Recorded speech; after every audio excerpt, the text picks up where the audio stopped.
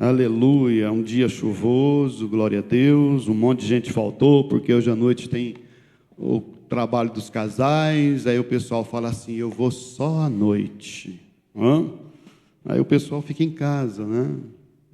Mas vai ser um negócio muito gostoso hoje à noite. Hoje é o final, né, do trabalho desse ano dos casais, o pastor Osmar e a Valdira. Eu acredito que Deus tem algo especial para os casais aqui nessa noite.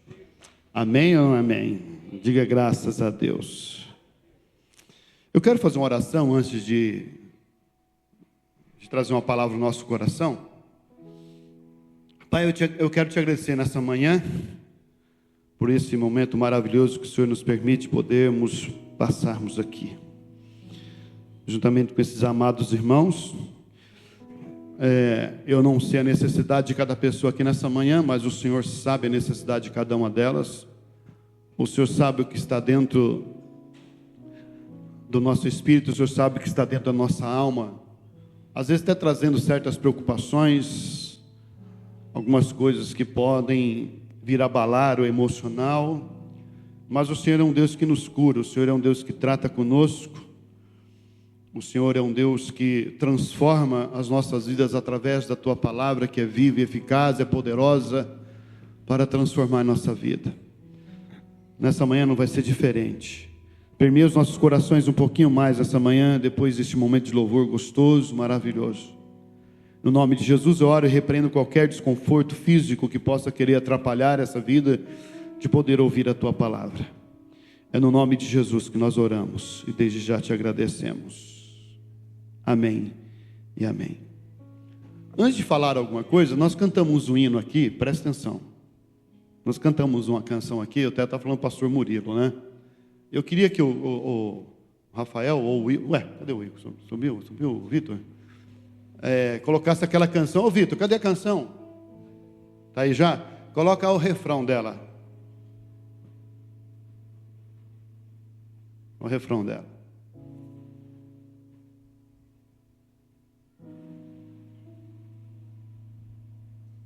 Olha, ele fala de queimar. Coração é o meu altar. Meu coração. Aqui. Esse refrão diz assim, olha. Então, um pouquinho antes, o que ele fala? Meu desejo é sentir teu poder. Teu poder. Vai. Então vem, quer dizer, eu tenho o desejo de sentir o seu poder. E quando eu tenho esse desejo de sentir o seu poder, aí então vem me incendiar. A minha pergunta é para nós aqui: quantos querem ser incendiados por Deus?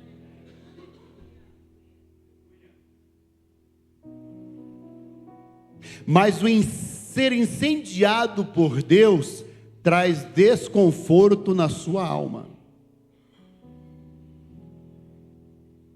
Traz desconforto na minha alma, porque quando você canta assim, olha, então vem me incendiar, o que passa na sua cabeça ser incendiado por Deus? O que o fogo de Deus faz na nossa vida? Qual é o propósito do fogo de Deus na nossa vida? Então, quando a gente canta isso, durante a semana Deus pode nos colocar à prova, e durante aquela semana, ou pode começar hoje, Deus começar a te incendiar aqui ao sair deste lugar, Deus começar a te incendiar, mas esse te incendiar vai te trazer um desconforto que nós não vamos gostar, você não vai gostar, mas é uma coisa boa, mas é uma coisa ruim que nos traz conforto na nossa alma, que precisa ser curada, liberta, transformada.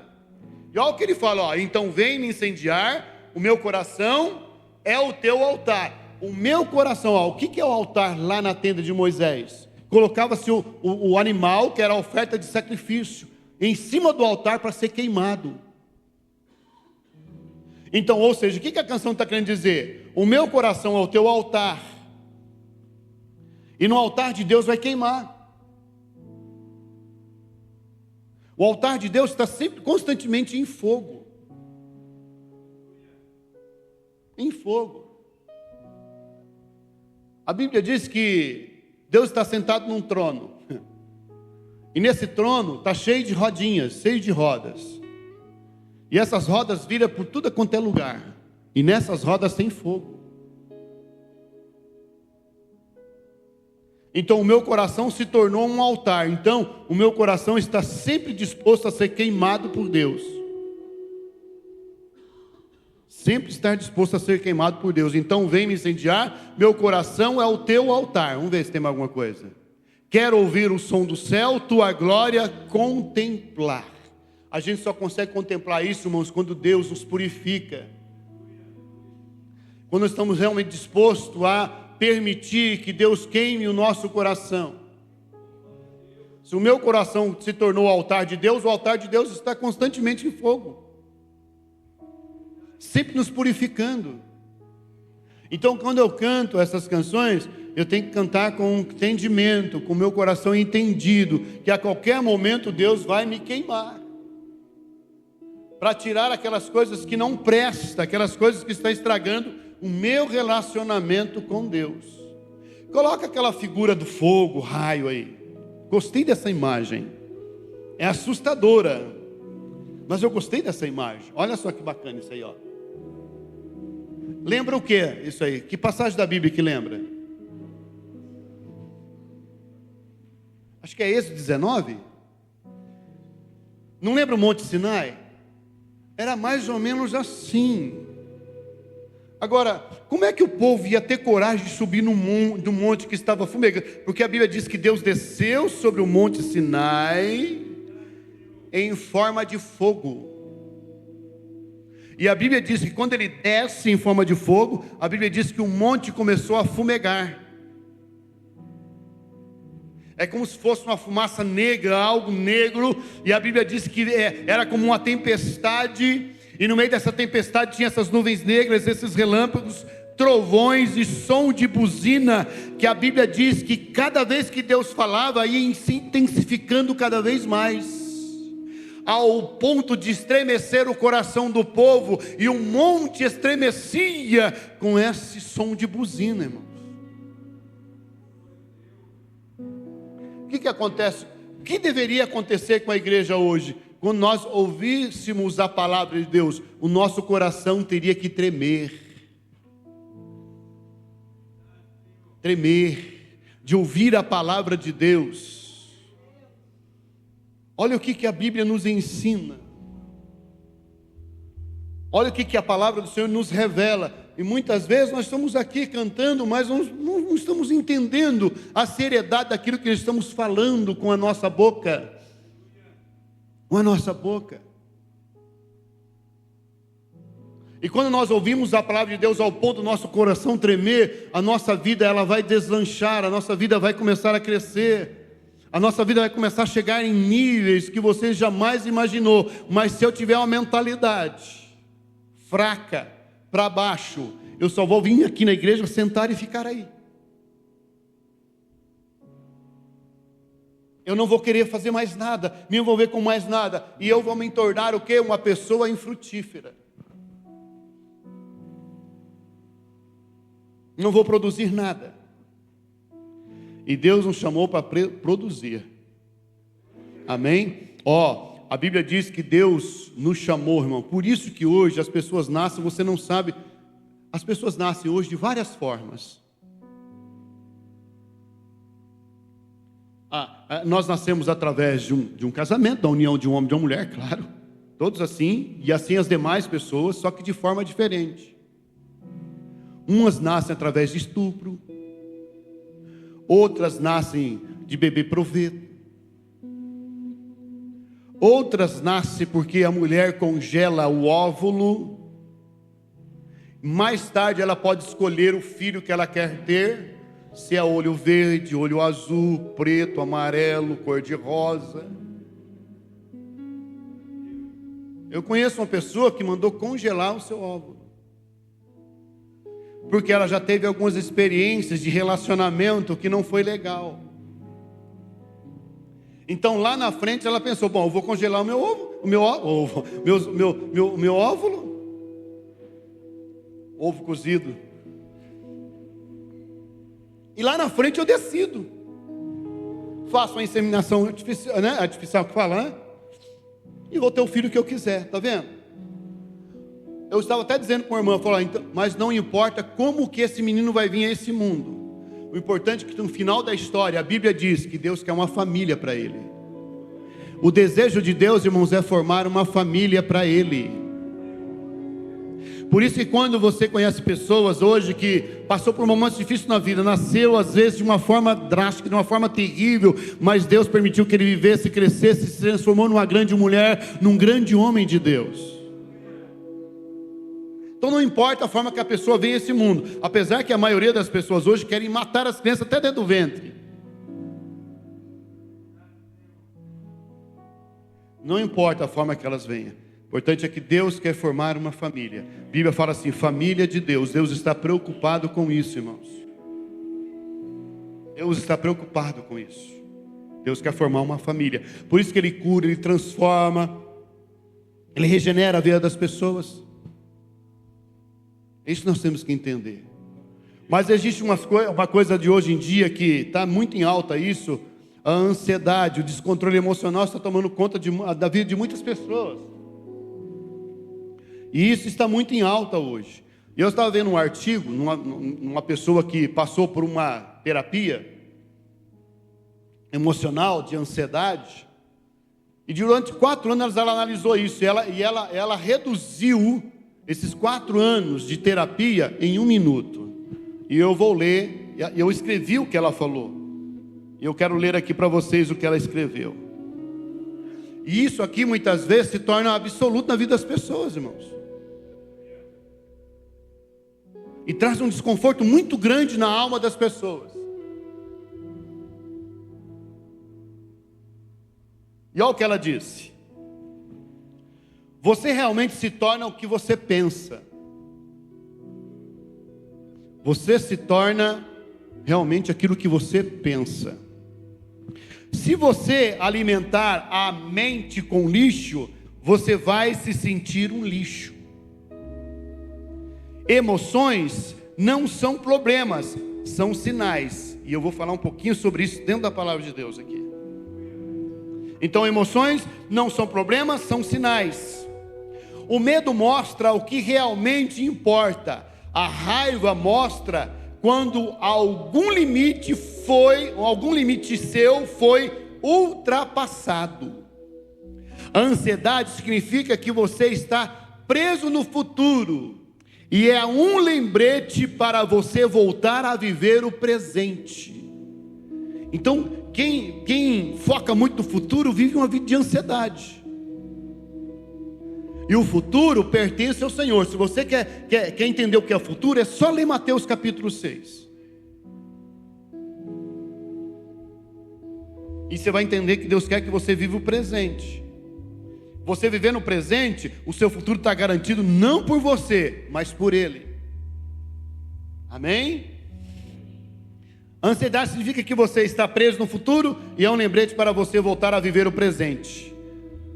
Motivação não vai mudar a sua vida. Hábitos vai. Motivação não pode mudar a minha vida, mas hábitos pode mudar. Eles vão mudar. Quando você muda seus hábitos, tudo melhora. Seu passado é um capítulo, não sua história inteira. Aprenda com o passado, mas para de viver lá. Quando alguém te irritar, para, porque isso é um espelho mostrando o que ainda não foi curado dentro de você. Ela resumiu um tratamento de terapia de 4 anos em 1 minuto. Então, eu posso passar por uma terapia, procurar um terapeuta, fazer uma terapia da minha mente, de tudo. Mas se eu não entender quem eu sou em Cristo Jesus, se eu não souber a identidade que Ele me deu, não vai adiantar nada. E às vezes as pessoas elas têm dificuldade de parar e pensar um pouquinho do que está acontecendo, do que está fazendo. E a igreja às vezes fica doente com isso. E as pessoas, elas nunca vão estar preparadas para um conflito espiritual, ou um conflito pessoal, ou um conflito emocional. Elas nunca vão estar preparadas para isso. E o Senhor Jesus ensinou tudo isso, irmãos. Paulo ensinou tudo isso, todas essas coisas.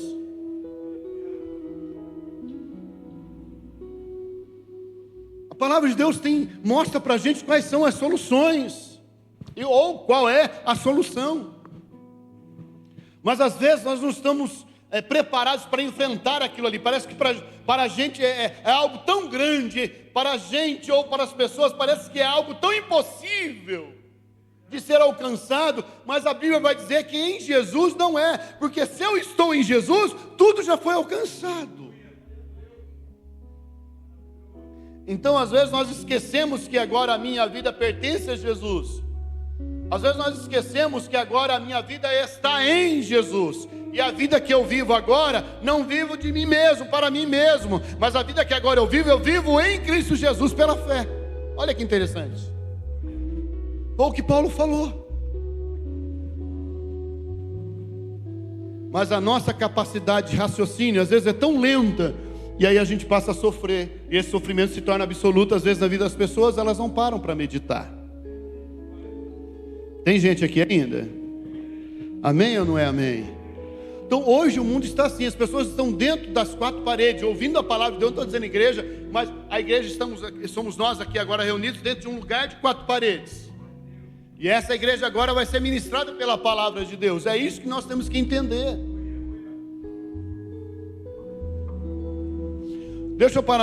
Vamos meditar aqui comigo.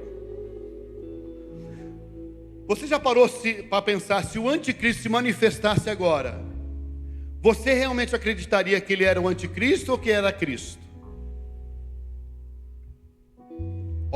Esteja atento. O novo Papa, João 14, acho que é João 14, né? Como é que é o nome do Papa agora, o novo? Leão 14. João 14.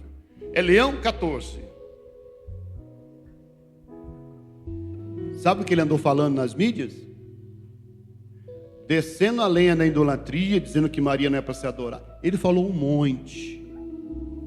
E que só existe um intercessor que é Cristo Jesus, que exaltou o nome de Jesus. E os crentes estão dizendo assim, é de Deus, olha o que Deus está fazendo.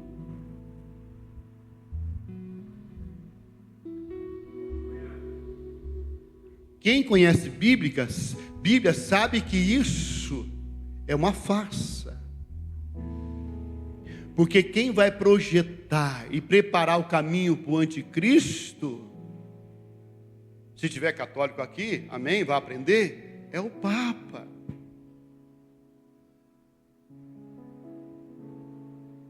Quem vai dizer que o anticristo é Cristo é o Papa. E ele já começou a preparar o caminho. E as pessoas estão achando que é Deus no coração dele fazendo isso. Isso é bíblico, irmãos.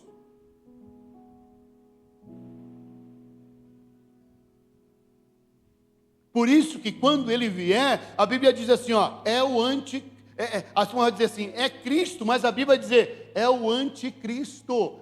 Ele, presta atenção, igreja. Ele vai ser igualzinho a Jesus. Ele vai nascer de uma mulher. Vai falar palavras que vão convencer o coração das pessoas. Vai ser igualzinho, porém, ao falso. É o anticristo, aquele que vem antes para enganar as pessoas do verdadeiro que virá depois. Então a mente das pessoas não estão preparadas para isso. E muita gente está entrando em colapso emocional.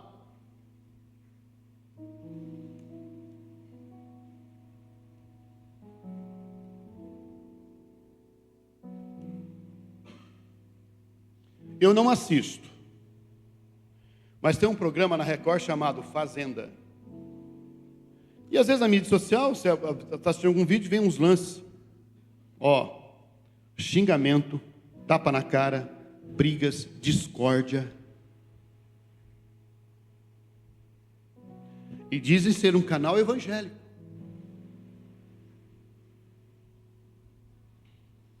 Vamos assistir a Record. E se o crente fosse esperto, nem na Record e nem na Globo eles ligariam, dependendo da programação. Muito menos na Globo. Mas os maiores patrocinadores são os crentes, irmãos. Tem gente aqui ainda? Depois as pessoas não querem ser abaladas emocionalmente. Aí elas ficam procurando psicólogo, terapia, um monte de coisa para consertar, mas não vai consertar. Por quê? A palavra do Senhor vai nos mostrar que quem nos conserta é a palavra dele. É a palavra dele, não tem outra situação. Então uma das coisas que nós vimos aqui é: emoções não são problemas, são sinais. Quais são os sinais? O humor da pessoa muda. O humor da pessoa muda. Ela começa a ter, presta atenção. Ela começa a ter alterações no sono. Muda o apetite. Ela começa a ter um comportamento mais impulsivo. Tudo isso acontece. E o que é isso? Isso faz com que as pessoas é levada a agir sem pensar nas consequências. E as emoções são ali, estimulando aquelas coisas, aquele momento. E isso nem sempre são as mais vantajosas ao longo do prazo. Olha aqui para mim. Aí depois tem o retraído. Ele se afasta, evita interações ou se fecha emocionalmente. Isso por medo e insegurança. Quando isso acontece, o bem-estar da pessoa vai lá embaixo. Então a pessoa pode procurar fazer uma terapia por estar se sentindo retraído ou impulsivo. Agora, diante da palavra de Deus, vamos ver o que Jesus falou na Bíblia. Vamos ver o que ele falou a respeito dessas coisas. Aonde está a solução que às vezes nós, como um povo de Deus, filhos de Deus, não passa na cabeça, parece que não penetra no nosso interior. Por isso que a alma, irmãos, ela é terrível. O espírito, Jesus falou assim: olha, o espírito está pronto, mas a alma é fraca. E parece que aquilo que é fraco tenta nos dominar de uma forma absoluta às vezes. Mas vamos ver o que Jesus falou. O que a palavra do Senhor tem a nos dizer a respeito dessas coisas. Porque, irmãos, olha aqui para mim, a vida às vezes pode ser muito corrida. E às vezes com muitas exigências. Muitas exigências. E também de responsabilidades. Há dias bons e dias maus, atribulados. E muitas vezes nos sentimos cansados. Vamos ver o que a palavra do Senhor nos tem a dizer. Nós vamos ver alguns versículos muito conhecidos dos irmãos da igreja. Coloca aí para mim Mateus 11, versículos 28 ao 30. Nós conhecemos decoro isso aí, né? Mas só para a gente meditar um pouquinho, para você começar a alcançar aí o descanso, né? O equilíbrio espiritual na presença do Senhor. Ele vai dizer assim, olha, vinde a mim. Primeiro é um convite, ele fala, vem primeiro. Para você encontrar a solução, para a gente encontrar uma calma, um descanso, ele está falando, vem. Porque se eu não vier, não adianta. Então ele fala assim, olha, vem a mim, todos os que estão o quê? Um bem-estar legal, todos aqueles que estão bacana, tudo tranquilo, não, ele fala assim, ó, vem a mim todos vocês que estão cansados, é o que ele está falando, os que estão carregados, olha lá, oprimidos, sobrecarregados, e eu darei descanso a vocês. Vai, pode pular um pouquinho aí. Tomai sobre vós, tome sobre vocês o meu jugo e aprenda de mim, porque eu sou humilde de coração, e encontrareis descanso para onde? Aonde ele está dizendo que está o problema? Nas emoções, na psique. É lá que está o problema. O problema não está nem no corpo físico, irmãos, porque o corpo físico sofre por causa da psique, que não está trabalhada, que está doente, que está ruim, que está terrível. Então Jesus está mostrando aonde está o problema. Está lá na alma, está lá na psique, está nas lembranças, que lembrar é o atributo da alma. Está lá. Por quê? Por que está a lembrança? Porque tudo que aconteceu com você está lá, seja de coisas boas ou ruins. E ele está dizendo, então venha a mim, vocês vão encontrar descanso para as vossas almas. Não é para o espírito, não é para o corpo, é para a alma. É ter aquela confiança no Senhor, é ter aquele alívio, é ter aquele descanso. Por mais que os problemas existem, por mais que as tribulações estão ali presentes, mas eu tenho que ter descanso, eu tenho que ter calma, eu tenho que ter segurança, eu tenho que me sentir seguro com o Senhor. Eu tenho que ter esse espaço com meu Deus.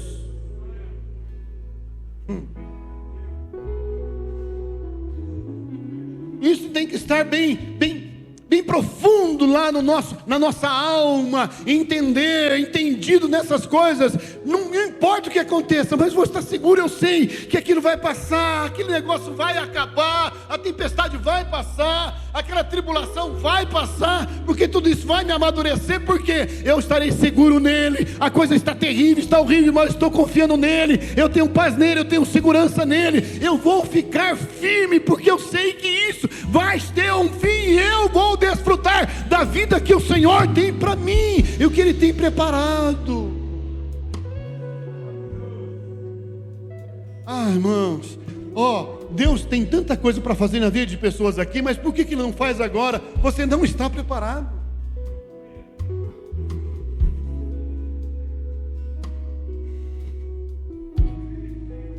Quando Deus chamou o povo para perto do monte lá, e Deus disse, não toca, porque se tocar vai morrer até animais.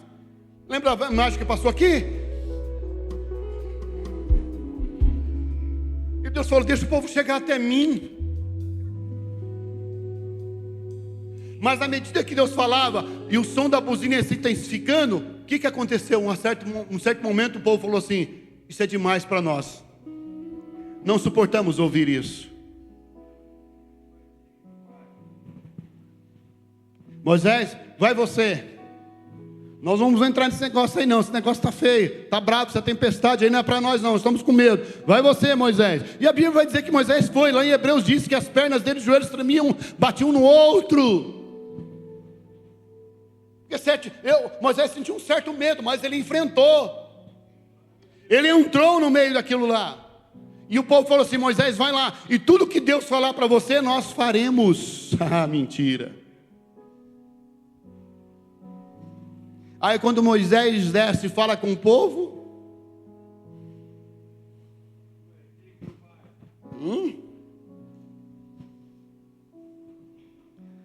quando você lê isso na Bíblia, e vocês encontrarão descanso para as vossas almas, qual é o impacto? Qual é o impacto que eu levo?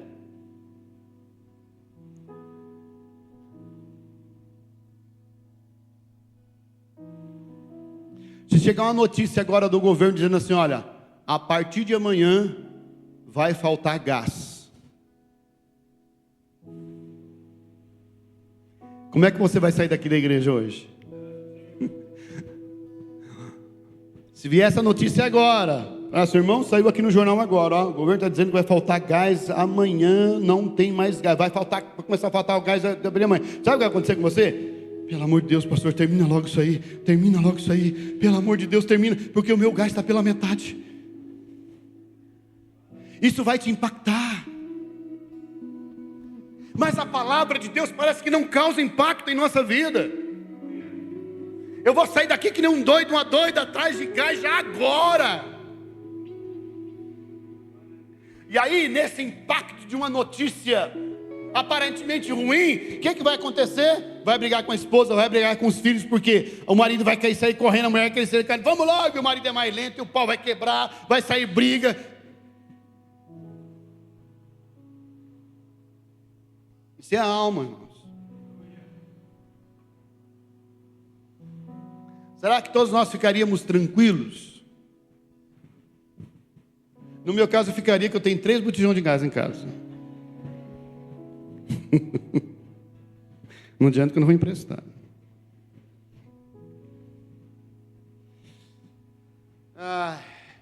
Não é fácil eu pregar isso e falar que tem 3 botijões de gás em casa?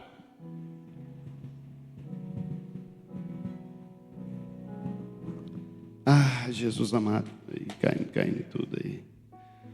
Tem gente aqui ainda, meu Deus do céu.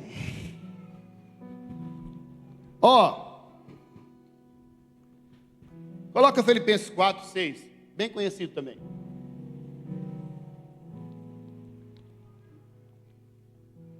Nós vamos morar um pouquinho mais cedo hoje.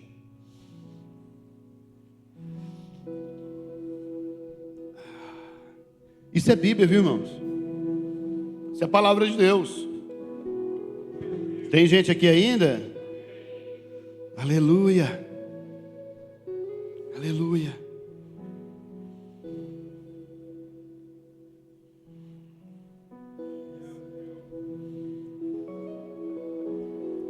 Emoções não são problemas, são sinais.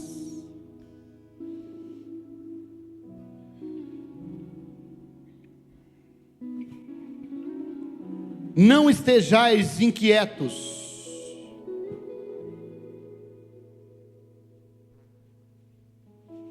Você já esteve inquieta algumas vezes?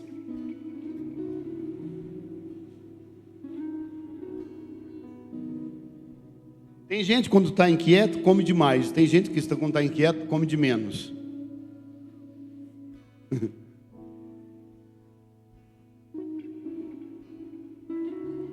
Outros vai no bar e enche a cara.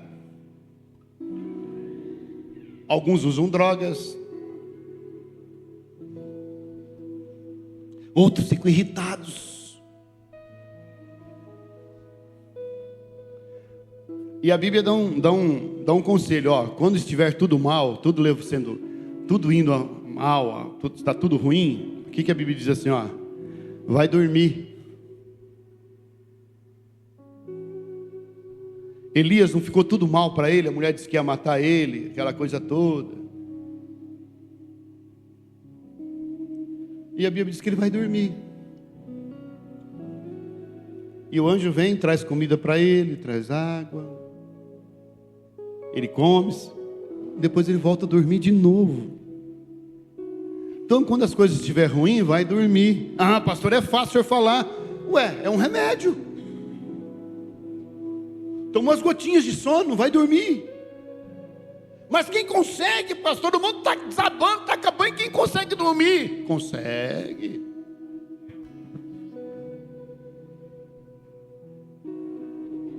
Não andeis ansiosos por alguma coisa, não estejais inquietos por alguma coisa, ou coisa alguma, nem nada, irmãos, nada pode tirar a sua quietude, nada pode tirar a sua paz, nada pode tirar a nossa paz, nada pode tirar a nossa alegria, a nossa felicidade, nada pode tirar isso.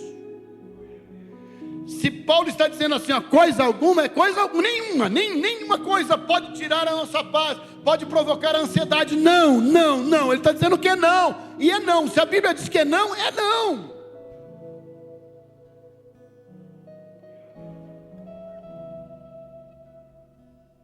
Nada venha causar isso em vocês. Então, quando nós vamos fazer qualquer tipo de coisa, pensa, analisa, faz o cálculo, raciocina, se pode agora ou se não pode, se pode esperar ou se não pode esperar, analisa a situação, para que não venha entrar num negócio desse daqui, porque se entrar, a alma vai adoecer, o corpo vai adoecer e no final vai morrer. Não andeis ansiosos por coisa alguma, mas em tudo, olha só o que ele vai falar, em tudo. Quando a Bíblia fala tudo, é tudo. Só que esse tudo, olha o que ele vai dizer, olha: mas em tudo, pela oração e súplica e com ação de graças, apresente os seus pedidos a Deus, a súplica a Deus em ação de graça. Olha, em tudo. O problema é que esse tudo às vezes é muita coisa, mas eu não quero, eu vou usar esse termo que eu não gosto muito, mas eu não quero gastar esse tempo em oração, em súplica, em tudo para Deus. Porque esse tudo que eu tenho que falar para Ele em oração e em súplica, pode tomar um tempo da minha vida, pode tomar um espaço maior na nossa vida, mas esse espaço maior que Deus quer ter na nossa vida. Esse tipo de oração, não é oraçãozinha que você dobra o joelho no pé da cama, né? Isso chama religiosidade. E Senhor, obrigado por esse dia, obrigado Senhor, obrigado porque hoje eu consegui amar aquele abençoado que me fez o mal. Obrigado, Jesus, que hoje foi um dia de batalha, mas graças a Deus que o Senhor me deu a vitória. Nem falei um palavrão hoje, nem, olha, minha vida,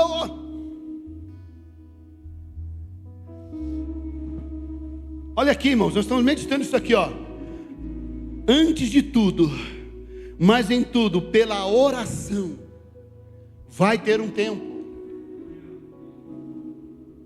Essa oraçãozinha frajuta que às vezes a gente faz não vai resolver o meu problema.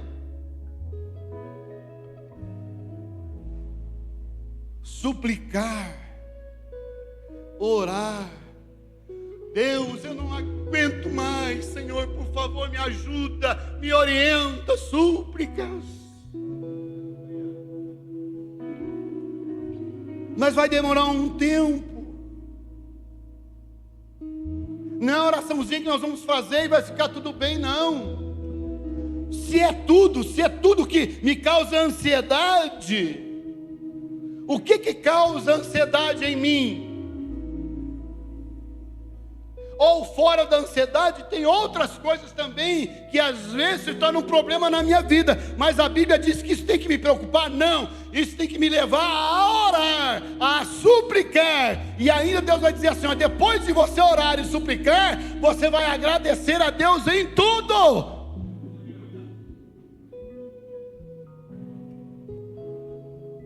E aí?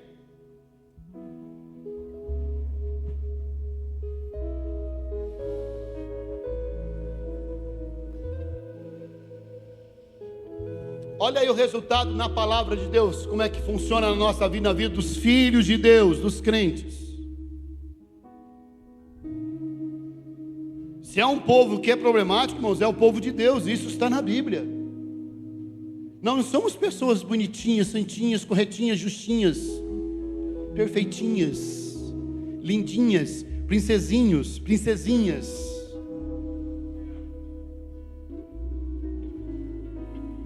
Nós não somos pessoas com poço de bondade. E às vezes nós somos tão mal que às vezes quando você faz algo de bom para a pessoa, você se sente o máximo. Eu sou o cara, eu sou a cara. Olha, com coisa que aquilo proveu dele. Não, tudo que eu faço é Jesus em mim. Se eu fiz algo de bom para alguém, não foi o pastor Cassiano, ou o José Roberto Cassiano, pastor, não o pastor José Roberto Cassiano, mas José Roberto Cassiano, pastor. Se eu pude fazer alguma coisa de bom a alguém em algum momento, alguma situação na minha vida, não foi porque eu sou bom, mas porque o Espírito de Cristo está em mim, fez isso. Isso é bíblico.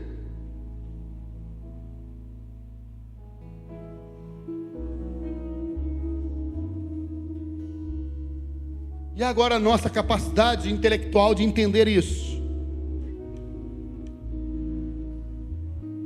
Qualquer coisa que saia de mim, irmãos, para o bem, não é da pessoa que saiu. É porque agora Cristo está em mim.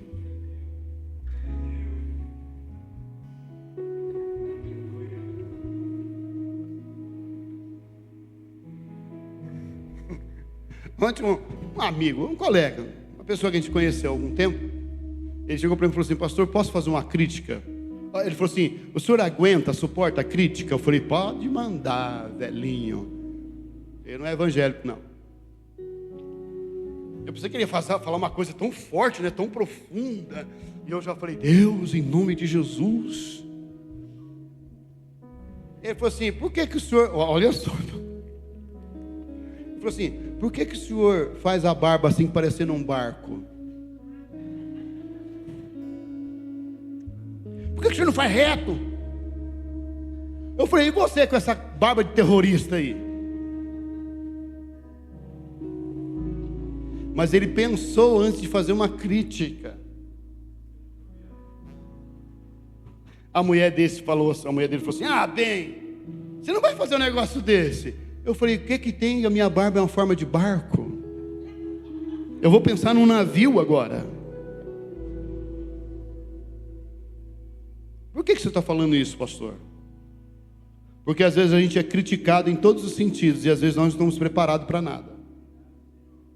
Eu poderia olhar aquilo lá e ver nele algo: pô, o cara está criticando a minha barba, velho.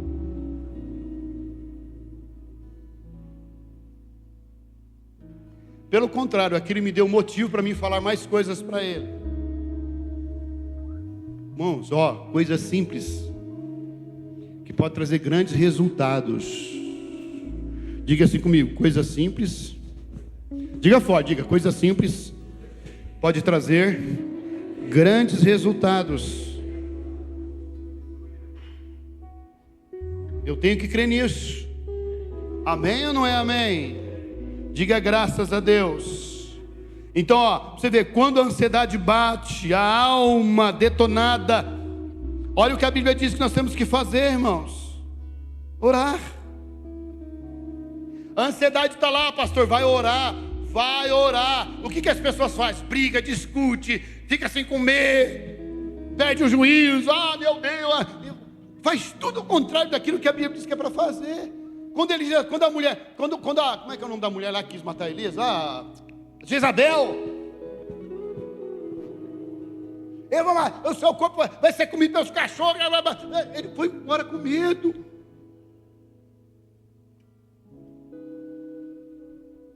O homem tinha acabado de orar e descer fogo no céu e matou 100 homens queimados, irmãos. Ele só falou assim para os soldados: se eu sou homem de Deus, desça fogo do céu e consuma vocês. Queimou 50, depois mais 50. Se eu sou homem de Deus. Porque os caras chegou perto dele e falou assim: olha, homem de Deus, o rei mandou te chamar. Ele só falou isso: se eu sou homem de Deus, desça fogo do céu e consuma vocês. O fogo desceu, queimou 50.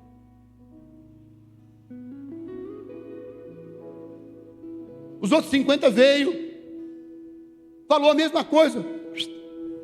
Depois veio mais 50, só que eles falaram diferente com ele. Aí, por ele ter orado e o fogo desse, ele nem orou, só falou: se eu sou homem de Deus, esse fogo só eu consumo vocês. Quando a Jezabel ficou sabendo, falou: eu vou matar você. O que Elias fez, irmãos? Fugiu com medo. Como é que pode um profeta daquele tomar uma atitude dessa?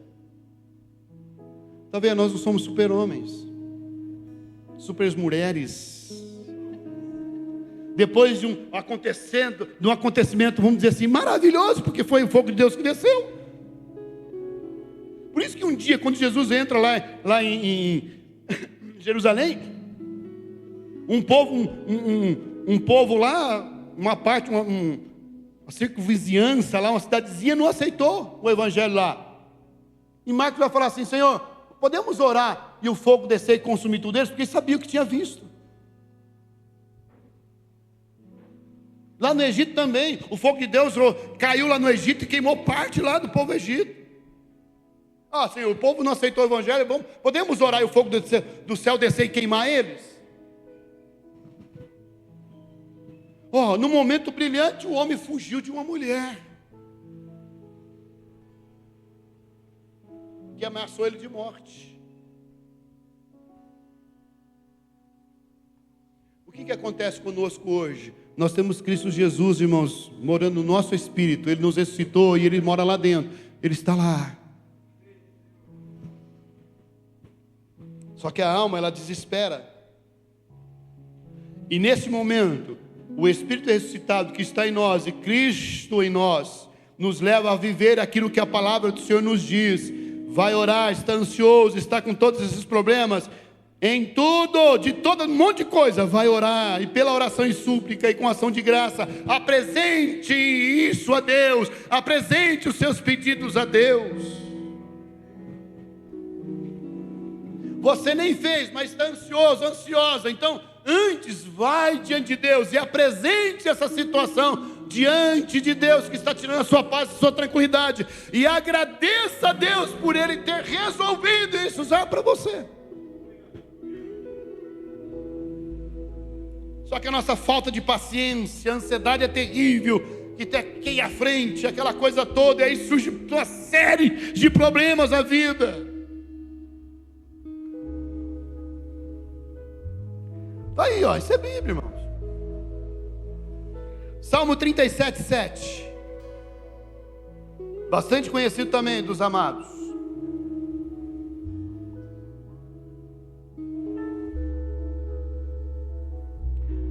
O versículo 7 começa dizendo o quê?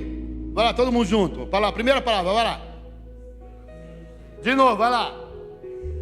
Mais uma vez. Agora com vontade, vai.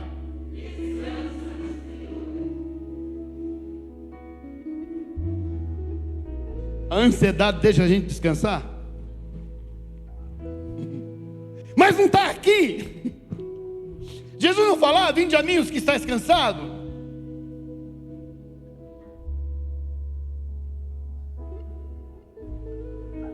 Encontrarei descanso para as vossas almas, porque o meu jugo é suave.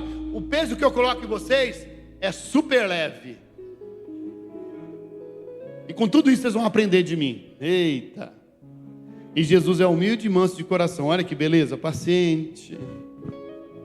É uma humildade para ensinar, uma tranquilidade para ensinar. E nós estamos aqui. É a mesma coisa de Jesus falar assim: calma, vem cá, ó.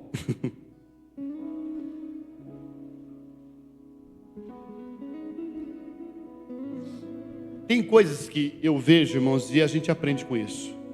Eu também vi um videozinho de uma mulher, de uma mãe, de uma menininha, acho que uns 3 anos. Ela estava desobedecendo. O que ela queria? Sentar na mesa para comer alguma coisa assim. E ela não queria fazer, e a mãe colocou ela de castigo sentado na cadeirinha. E ela começou a chorar, a chorar. A mãe dela falou assim: calma, respira. Chupar laranja, né? E ela queria chupar laranja fora da mesa. Como é que é? Uma coisa assim. A mãe: respira, calma. Você vai fazer o que mamãe quer? Você vai fazer? Não. Então, você vai ficar sentadinha aí, respira, calma, não precisa chorar. E a criança acalmou. Eu até falei para o meu jardim do Éden. Eu falei assim: com essa criança deu certo. Mas é com todas? É com todas? Tem criança que você coloca ela de castigo lá, ela fica... Vai falar para ela respirar para você ver. Vai falar para ela respirar. Calma, respira, não quero lá. Respira, e fica lá. Sabe o que a mãe vai fazer? E o pai vai tirar ele daquele lugar. Não, larga lá, mesmo que esteve chorando, resbalando, vai ficar lá. 10 minutos, 20 minutos, eu duvido se uma criança fica 30 minutos ali. Ela vai parar.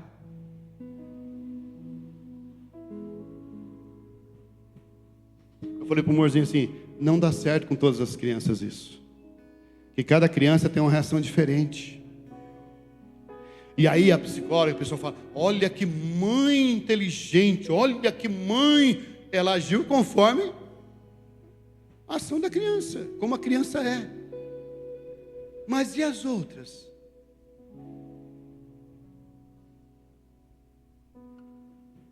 Você pode tentar, não diga que não tente. Você pode tentar. Tem gente aqui ainda? Ó, descansa em quem? No pastor? Na igreja?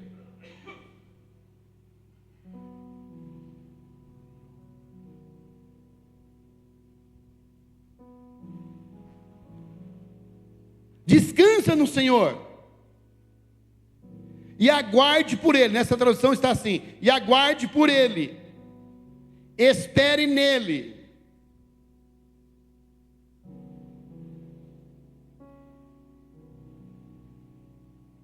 Como é que eu tenho que esperar nele? Paciência.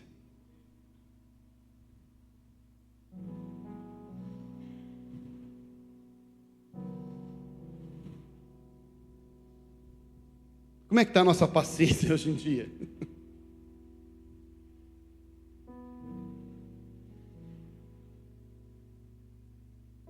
Às vezes em casa eu tento fazer algumas coisas, o amorzinho fala assim: você está arrumando para a sua cabeça. Não é que eu sou ansioso, eu estou ali, posso fazer? Eu vou fazer, porque eu tenho um tempo, então eu vou fazer. Eu não posso também falar assim: não, estou de boa. O ano que vem, quem sabe? Não pode confundir uma coisa com a outra. Estou de bobeira, vou fazer. Amém? Amém ou não é amém? Diga graças a Deus. Isso aqui é a Bíblia, viu, irmãos? Aguarde por Ele com paciência. Não se aborreça com o sucesso dos outros. Não te indignes por causa daquele que prospera no seu caminho. Não se aborreça com o sucesso dos outros, nem com aqueles que maquinam o mal, ou por causa do homem que executa astutos intentos. Está cheio de crente, irmãos, dentro da igreja, dizendo: por que o ímpio prospera e eu não prospero? Porque para o ímpio dá certo e para mim não dá certo. A Bíblia está dizendo: você não sabe como ele conseguiu aquilo. Olha o pessoal do INSS, o roubo. Oh, os homens se tornaram, homens que eram de salário mínimo se tornaram milionários. E eles estão na CPI dizendo assim: não vi nada, não sei de nada, não fui eu.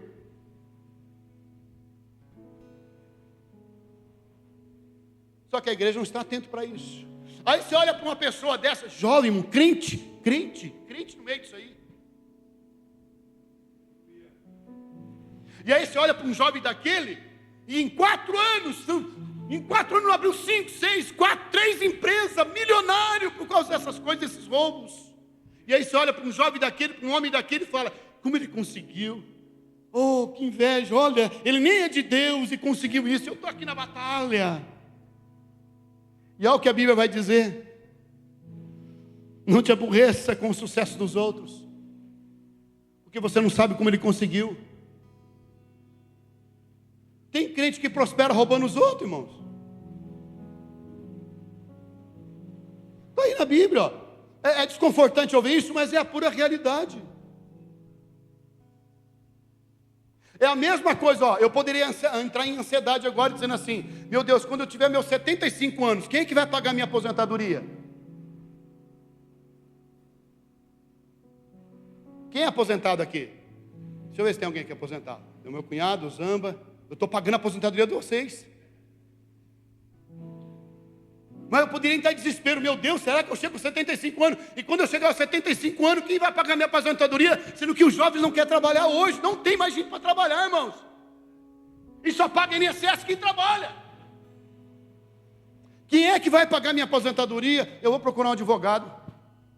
Vou falar: vê se faz aí os cálculos, vê se dá para aposentar um pouco antes. Nem que for menos, não precisa, pode ser menos. Então vamos morder um dinheiro aí, porque...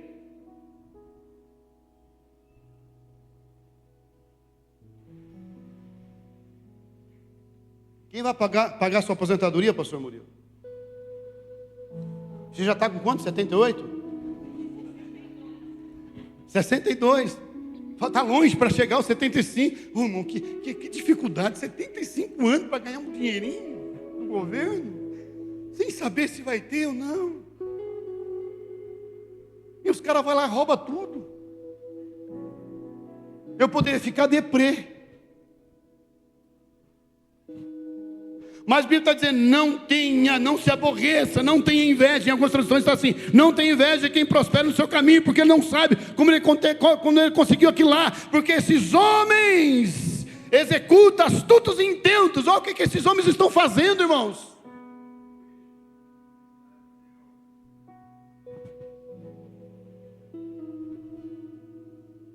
Rapidinho aqui, Jeremias 31, 25.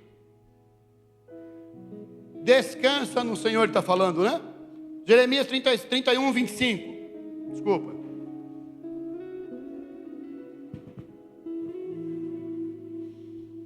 Ele vai dizer assim, olha, restaurarei o exausto e saciarei o enfraquecido, porque satisfiz a alma cansada e toda a alma entristecida saciei. Está vendo aí?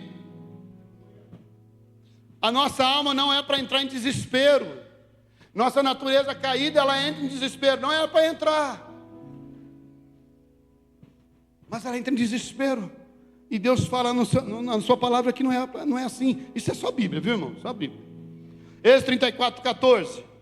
Diz assim, até que ele ache. Respondeu o Senhor, eu mesmo acompanharei e lhe darei descanso.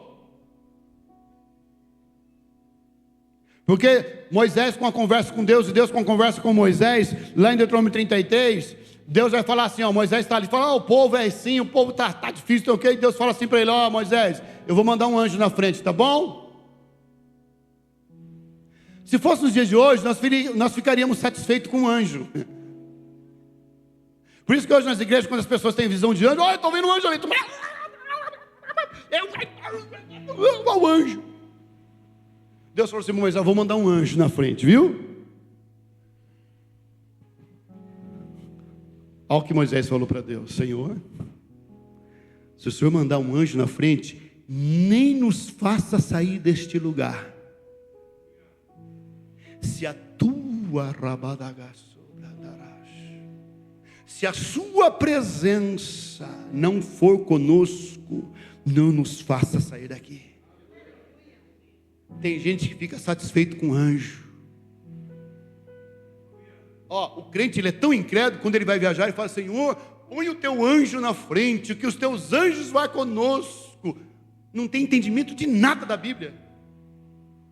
A Bíblia diz que o anjo já está ao nosso redor, para onde você for. Mas como o crente não tem fé, ele fora, Senhor, põe um anjo, que os seus anjos venham conosco, coloca lá, ou ele já está. Sabe o que você deveria fazer? Senhor, obrigado Deus, porque aonde eu estiver, eu sei que tem um anjo conosco, pronto. Agora, quando é numa batalha, é diferente. Senhor, em nome de Jesus, manda um anjo do Senhor guerreiro lá para batalhar aquilo lá. Aí é diferente.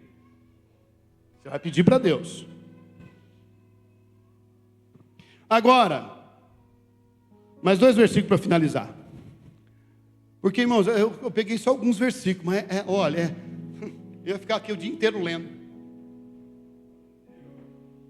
Você vê, tem tantas passagens bíblicas assim, e mesmo assim a gente tem dificuldade de ser transformado. Ó, deixo-vos a paz, João 14, 27, né? Deixo-vos a paz, oh glória. A minha paz dou a vocês, aleluia. Jesus já deu a paz.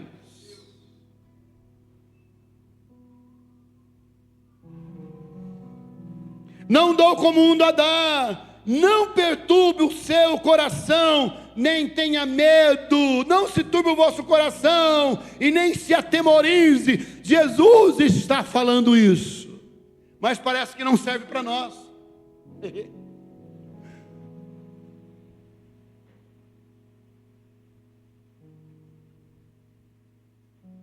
Tem alguns momentos na Bíblia, irmãos, que aconteceu, que nós não estamos preparados para viver. Nós não estamos preparados para viver. Eu estava dizendo para um irmão que estava lá em casa semana passada, eu disse para ele assim, ó,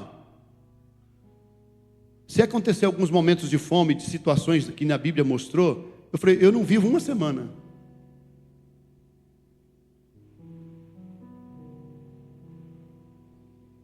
Se acabar os remédios da farmácia, se você não tiver condições de comprar, você não vive um dia, nem uma semana. A minha esposa vai para o Beleléu também. Porque não tem insulina. Eu, como sou pré-diabético, o que vai acontecer? Se você não comer, você fica mal, morre. E se você passar muito tempo sem comer, ela também sobe. Vai morrer com a diabetes alta.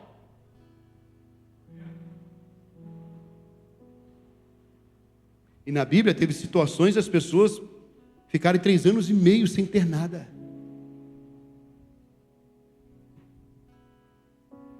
Pessoas comiam cabeça de jumento porque não tinham que comer. Pessoas comeram seus próprios filhos. Isso está na Bíblia, irmãos. As pessoas olham isso hoje e acham: como é que Deus...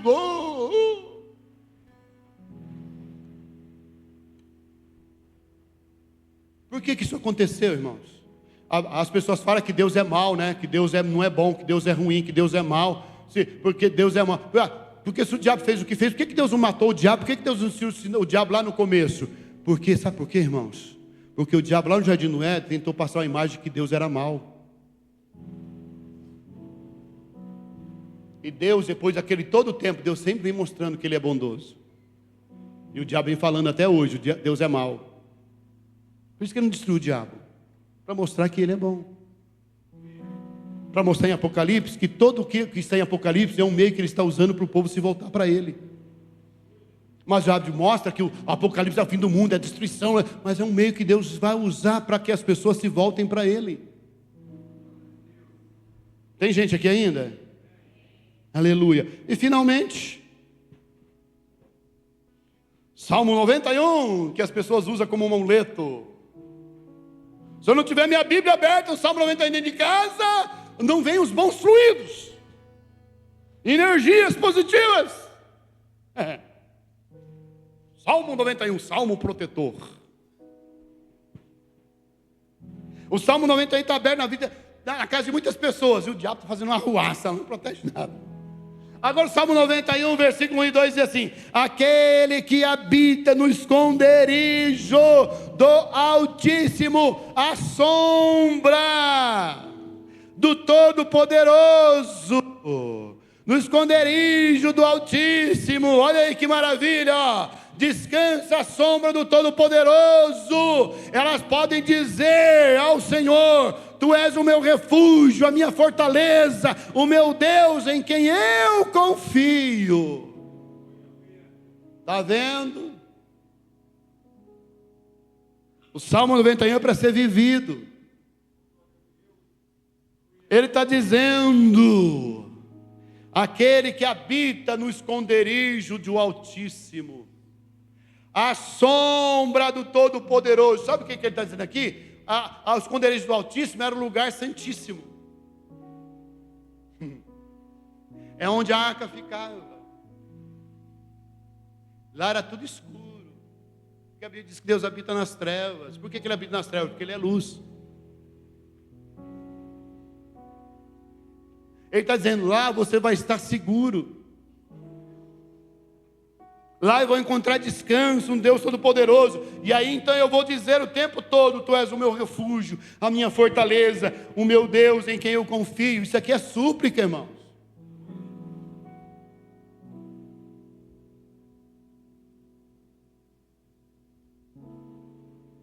E aí? Vamos deixar a nossa alma, a ansiedade tomar conta?